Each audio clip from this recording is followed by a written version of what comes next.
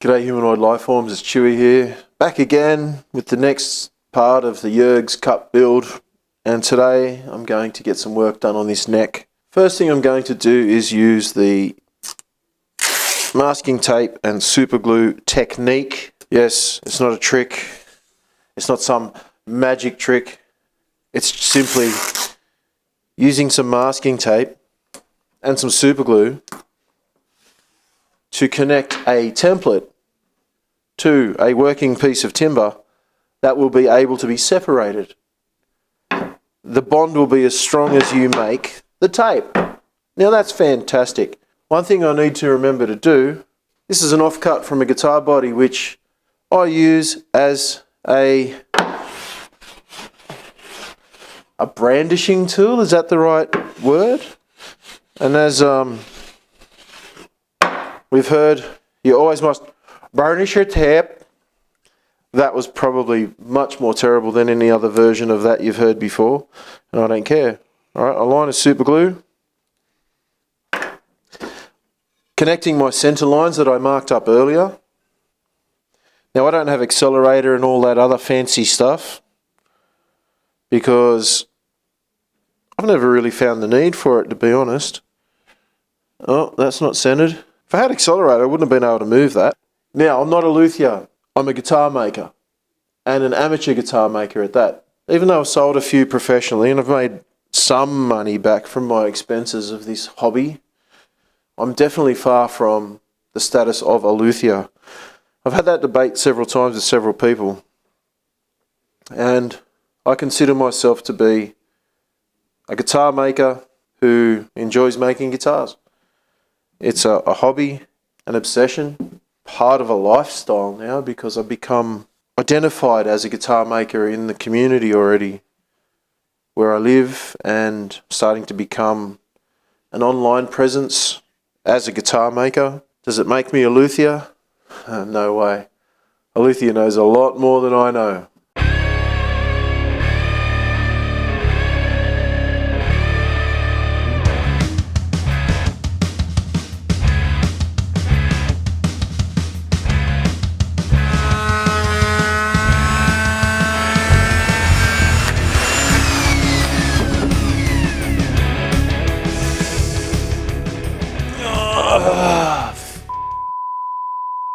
Well, that certainly did not go to plan.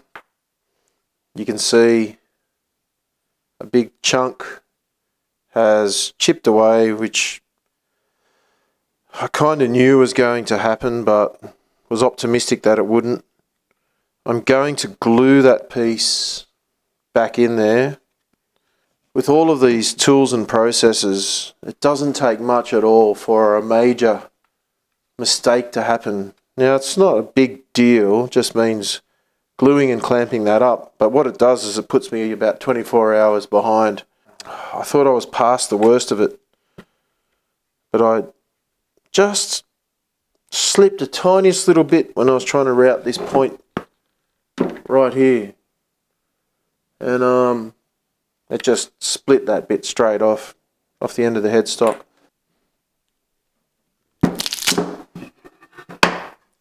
Super glue and masking tape work. I could always just use blackwood for the neck if this doesn't work, because this template is the right thickness for a guitar neck. But at the moment it's a template. One day I'll turn it into a guitar neck. A little bit of Titebond. This stuff glues stronger than the timber in the first place. Now I knew what I was up for with this material. Hardly be noticeable. Got squeeze out front and back. These clamps are going to do, one clamp should be enough actually, bond that back together without leaving any trace that it was cracked in the first place. Alright, despite my previous stuff up, I'm going to continue working now because I don't want to waste all this spare time that I have on a Friday afternoon after work, between work and work. That's right, I've got to go to work again in a couple of hours and do a second shift. This time I'll be doing a gig at a pub. I've got a template here which I can see through to make sure everything fits alright, and I've made a copy of that. This is the one I'm going to use for my router template. Before I do that though, I'm going to once again, trace around, cut close to the line with the jigsaw, and in this case I'm going to use a hand saw for the end here. The centre line's already been drawn on there, and that's a very important line, especially because of the way that I measure out my frets, which I'll get to after I've got this down to size. Alright, have fun. If you want to make guitars, just remember, drinking is your... No, it's not your friend. You shouldn't drink and use power tools. But, you know, sometimes you just need one. Cheers.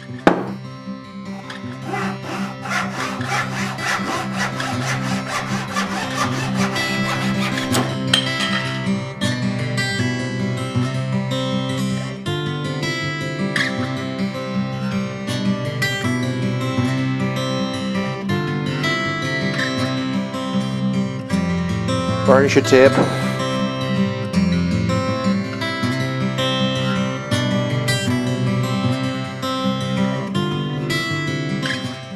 Alright, fingers crossed, the router will be kind to me this time. Why can't it just work right first time? It never does.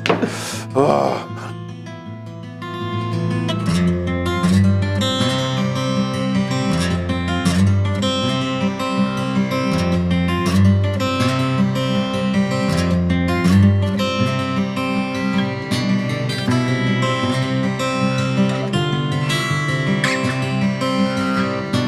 Much success.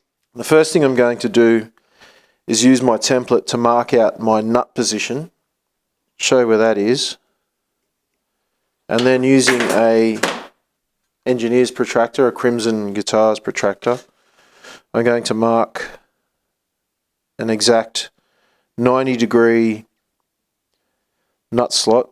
That's where my 0 fret would be on my nut. So right there. And then what I'm going to do is actually use a scalpel to scribe that, exactly using the center line as my reference for my 90 degree. So my fret will be exactly 90 degrees to my center line, or my nut will be, and that will become... That didn't cut along the protractor, did it? Yeah, it did. Fairly deep scribe from a scalpel there. Now comes the fun part. First thing is line up my nut exactly centered with my scribe mark that I put there, and tape that in position exactly. I mean, I'm being pedantic and thorough here, because this is the most important part of a guitar playing in tune, is having accurate nuts. Accurate nuts. Accurate frets. I'm going to put tape in 3 places along here.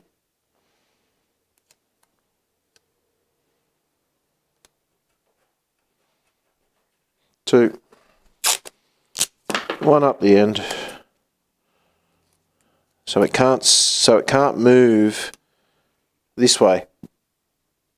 Now, with my scalpel, I'm going to exactly line up where my frets go and put a little divot, just a little divot on every single one of those, and that has to be 100% as accurate as I can possibly make it.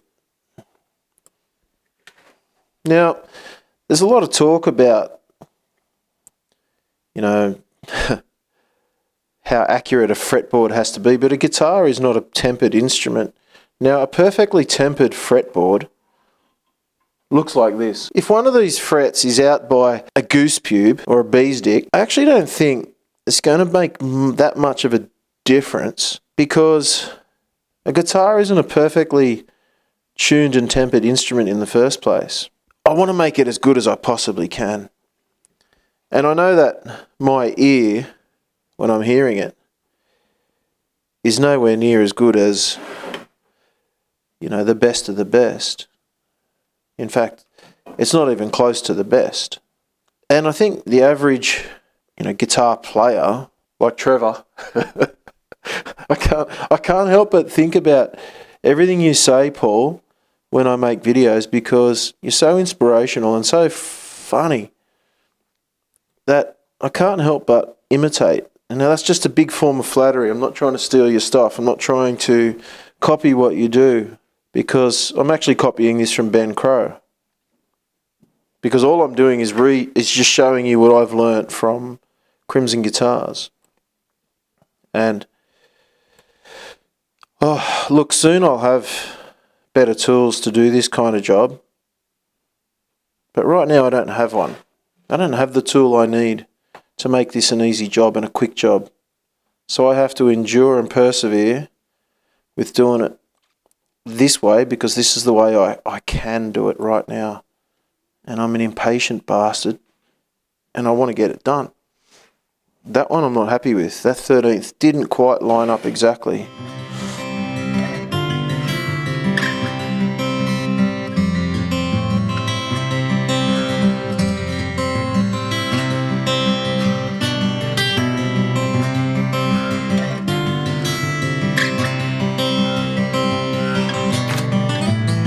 The next step is to scribe using my scalpel. Can you see my scalpel? Exactly where I made those divots. And what I do is I poke my scalpel in the groove I made, push my protractor up against that, hold it down, measure my center line to 0 degrees there, 0, 0. Make sure I don't push yet. I'm just making sure that my scalpel is finding that groove that I made there. I hope the camera's picking that up, at least a little bit. So once again, I hold that in place, put 0 exactly on the line. I'm being very fussy here. I'm not pushing down, I'm just making, there we go, I felt it. It just goes, dum, and it fell into that hole that I made. So I know that that's exactly, and now I'm going to scribe lightly and then progressively increase the pressure, make several scribes along that fret line. And you can see now I've got my nut and my first fret marked. Now I'm just going to do that for the other 21 frets until I get to the end. The only complication is when I get to the end I have to turn it around this way, because I need to find 0. Now this is important, that all of these lines are parallel to each other. That's what I think is super important. Once again, I didn't feel the divot, so I'm going to take it back off, feel where it is, line it up, gently run it along there until I feel it fall into that little slot that I've made. Yeah, I can feel that. So now I'm happy to scribe. Scribe, scribe, scribe, scribe. Okay, that's it. I'll speed that up and you can see the result of that at the end.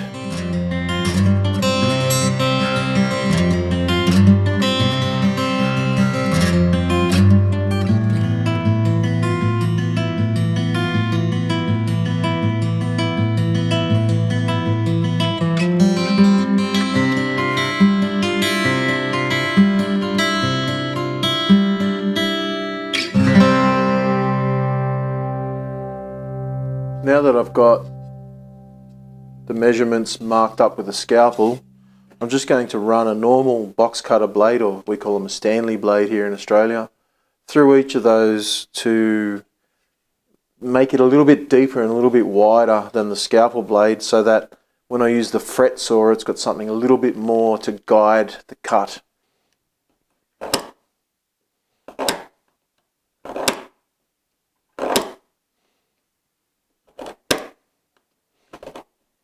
I think you get the idea. Alright, the next step is to cut the fret slots using a fret slotting saw. This is a Crimson saw. Now the timber guide that came with it I don't like at all. I'd much prefer to use a piece of masking tape. I'm simply going to clamp this to the bench and then use the what do you call it? The guide that I've cut with my razor blade to guide the saw and go down about the depth of a fret tang. It's not really that important yet because I still have to put a radius onto this fingerboard.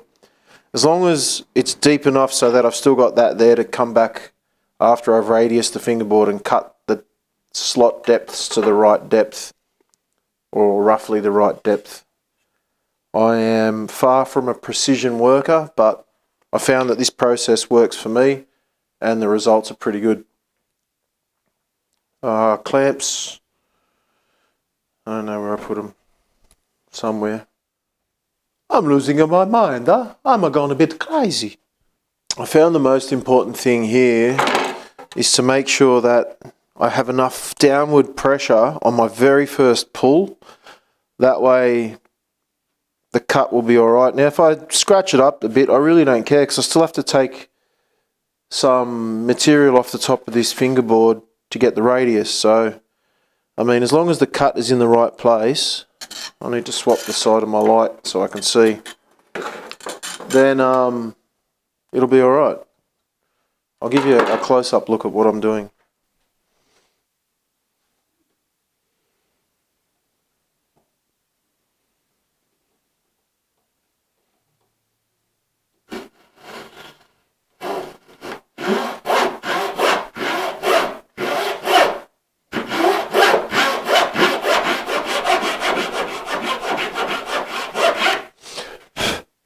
That works all right.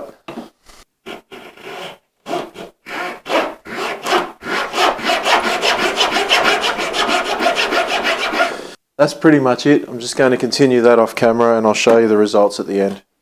I know that is definitely not the best way. In fact, it's probably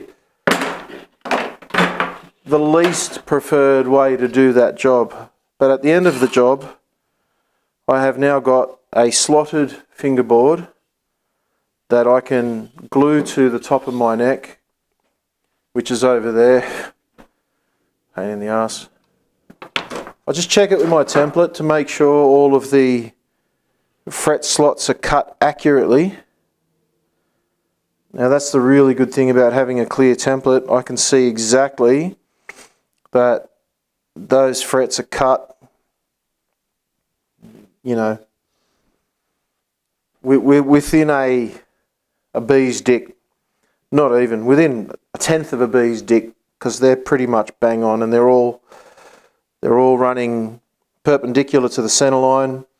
I can see the 1, 2, 3, the 4th fret is maybe half of a bee's dick out, but it really won't matter.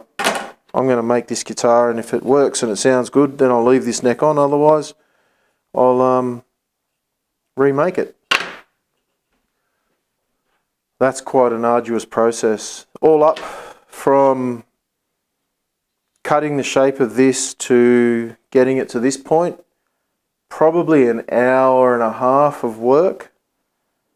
But you know what, in the scheme of life, what's an hour and a half? It's nothing. It's nothing. Alright, I've got to go to work. Got to go and play some songs. See ya.